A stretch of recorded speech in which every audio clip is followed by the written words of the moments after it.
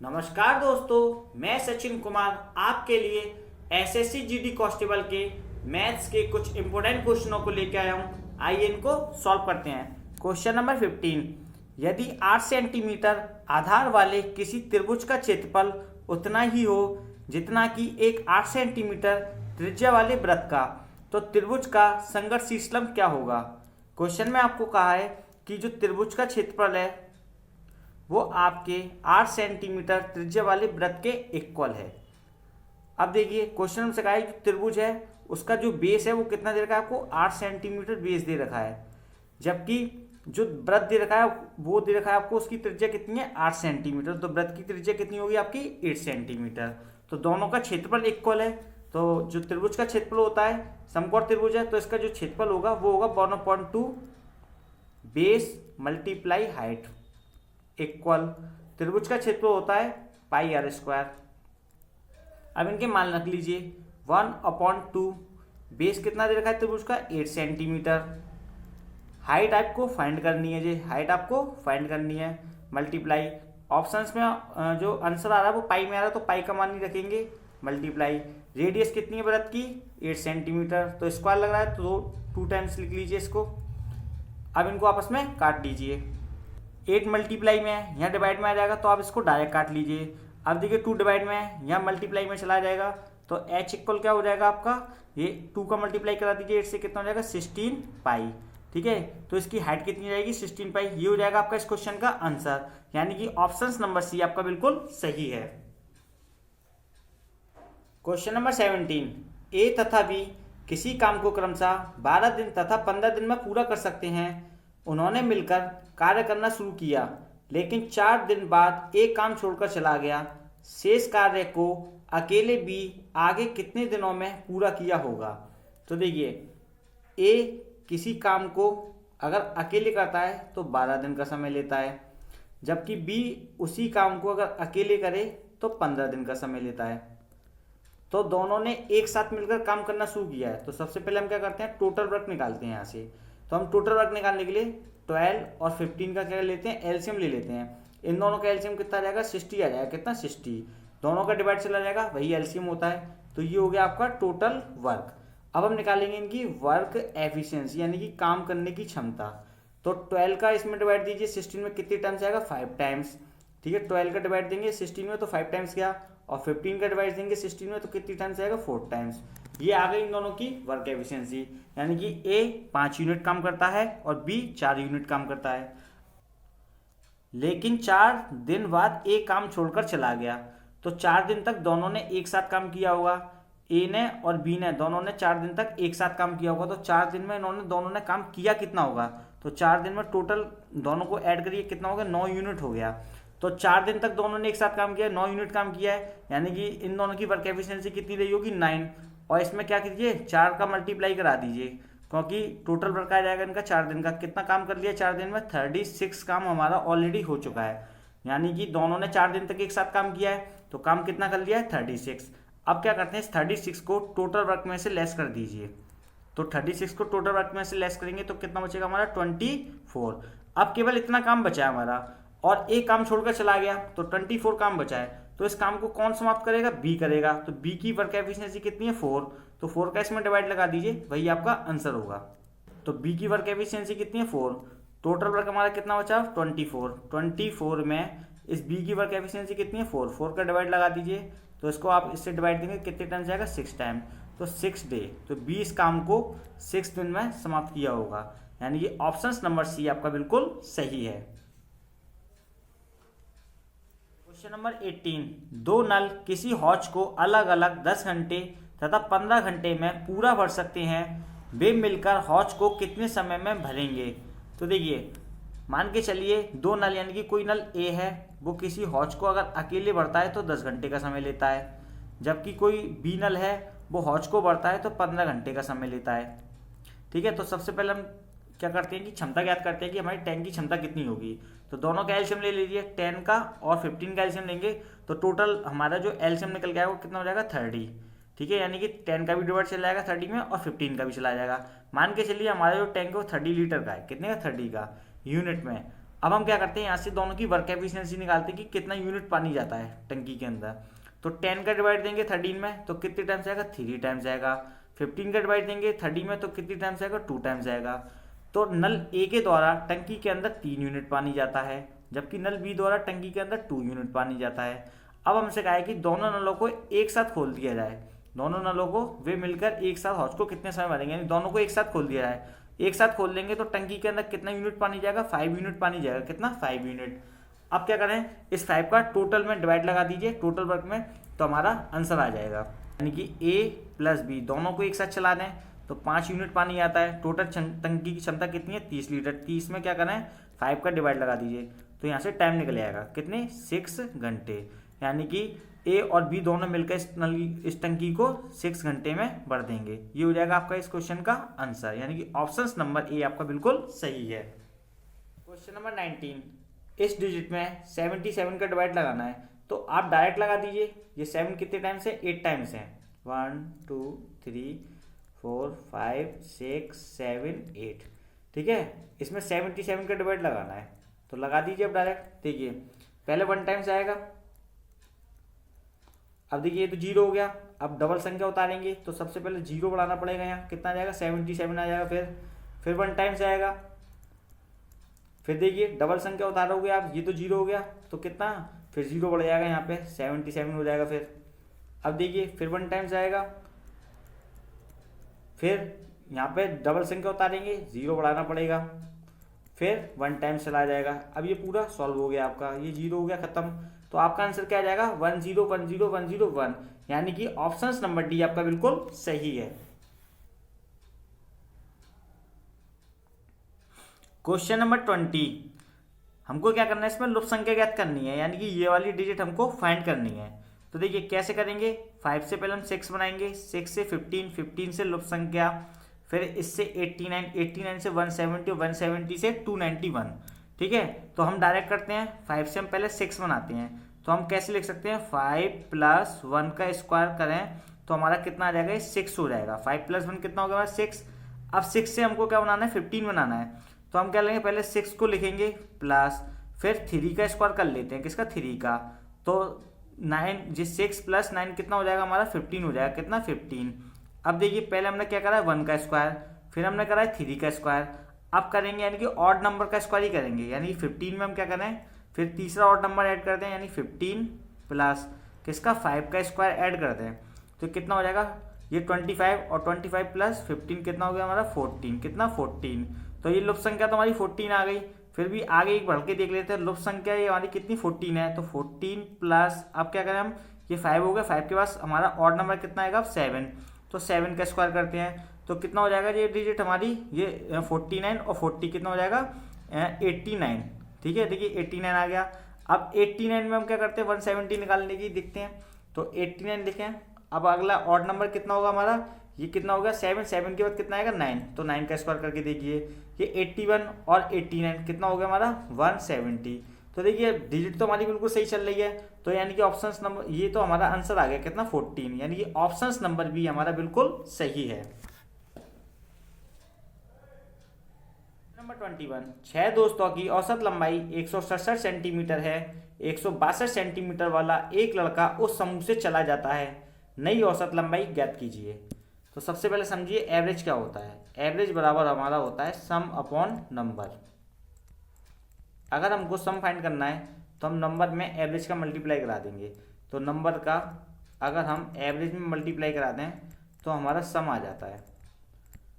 अब देखिए नंबर में हमारे पास लड़के कितने, 6, इनका जो एवरेज लंबाई दे रखी है वो कितनी है, 167। तो टोटल सम कितना हो जाएगा, यानी कि इनकी सबकी 6 लड़कों की औसत आयु कितनी हो जाएगी, सम में कितनी हो जाएगी, इनका मल्टीप्लाई करा दीजिए, 1 1 0 0 2, ये इनका सम हो गया। अब क्वेश्चन में हमसे कहा है कि 162 सेंटीमीटर वाला एक लड़का उस समूह से चला जाता है, यानी कि नंबर में तो एक लड़का कम हो रहा है, यानी कि 6 थे तो एक चला गया, तो लड़के कितने बचे हमारे पास, 5, ठीक है। और जो लड़का जा रहा है वो अपनी 162 सेंटीमीटर लंबाई भी तो लेके जाएगा, यानी कि इसमें से सम में से 162 को लेस कर दीजिए, तो यानी कि कितना बचेगा हमारे पास सम, 840। अब हमसे कहा है जो 5 लड़के हैं उनका एवरेज कितना है, तो एवरेज बराबर क्या होता है, सम अपॉन नंबर, तो एवरेज निकालना है हमको 5 का। तो एवरेज बराबर सम कितना हमारा 840, इसमें डिवाइड कर दीजिए 5 का। 5 का डिवाइड देंगे तो कितनी टाइम्स आएगा इसमें 168 सेंटीमीटर, यानी कि एवरेज कितना हो जाएगा 5 सड़कों का 168 सेंटीमीटर, यानी कि ऑप्शन नंबर बी आपका बिल्कुल सही है।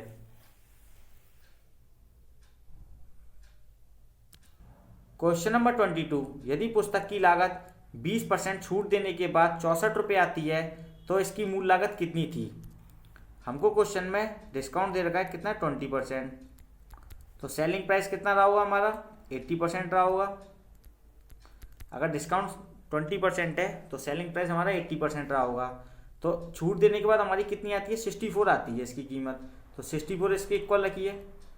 तो 80% की वैल्यू 64 है, तो 1% की वैल्यू कितनी हो जाएगी हमारी 64/80। हमसे पूछा क्या है मूल लागत, मूल लागत यानी कॉस्ट प्राइस कितना होगा हमारा 100% होगा। तो डायरेक्ट इसमें क्या करें 100 का मल्टीप्लाई करा दीजिए तो हमारा सीपी फाइंड हो जाएगा। सीपी हमारा कितना हो जाएगा, तो इसमें इसका डिवाइड देंगे तो हमारा सीपी आ जाएगा। तो 0 से 0 काट लीजिए, 8 का इसमें डिवाइड देंगे कितनी टाइम्स जाएगा 8 का मल्टीप्लाई 10 से कराएंगे तो कितना आ जाएगा 80। तो हमारा सीपी सीधे कितना आ गया 80। ये हो जाएगा हमारा इस क्वेश्चन का आंसर, यानी कि ऑप्शन नंबर बी आपका बिल्कुल सही है। क्वेश्चन नंबर 23, प्रथम 10 अभाज्य संख्याओं का औसत ज्ञात कीजिए। तो एवरेज बराबर क्या होता है हमारा सम अपॉन नंबर, यानी कि कुल पदों का योग और कुल पदों की संख्या को उसमें डिवाइड देते हैं तो हमारा एवरेज आ जाता है। तो 10 अभाज्य संख्या हमारी क्या क्या होंगी 2 सबसे छोटी संख्या plus 3 plus 5 plus 7 plus 11 plus 13 plus 17 plus 19 plus 23 plus 29। तो ये हमारी 10 अभाज्य संख्या हो गई। कितनी है ये 10, तो इसमें डिवाइड भी कितने का देते हैं 10 का इसमें डिवाइड दे देते हैं। इन सबको ऐड करेंगे तो हमारा कितना निकल के आएगा एवरेज, इन सबको ऐड कर लेंगे तो हमारा हो जाएगा 129 कितनी अपॉन 10 का इसमें डिवाइड दे दीजिए तो हमारा एवरेज आ जाएगा कितना आ जाएगा 12.9। ये हो जाएगा हमारा इस क्वेश्चन का आंसर, यानी कि ऑप्शन नंबर सी आपका बिल्कुल सही है।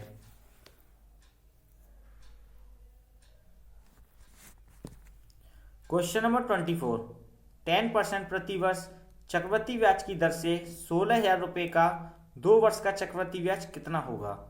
तो देखिए क्वेश्चन में रेट ऑफ परसेंट दे रखा है हमको कितना है 10% है। 10% का जो फ्रैक्शन होता है वो होता है 1/10।